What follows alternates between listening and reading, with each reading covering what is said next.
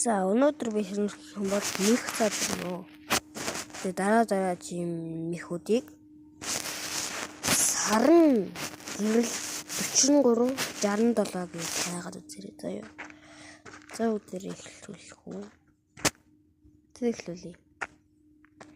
За эхлээд ийш болгоно. Дараа нь ийш болгочоод ийш. Тэгчээд ийш болгоод ингэчээд ингээд ингэж. Тэгээ салтаагаар норно. Ер нь бол ингэж үг. Ингээл ийцээ бааш. За ингээд өнөөдрийн их дуслаа. Иймэрхүү бөмбөр хийвэл зүгээр юм байлээ. Тэгэхээр би өнөөдөр энэ бөмбөгөөр бичлэг хийнэ. За энэ удаагийн бичлэгээр би бөмбөгний мэх зааж өглөө. Дараагийн бичлэгээрээ уулзах хүртэл өдөр баяртай.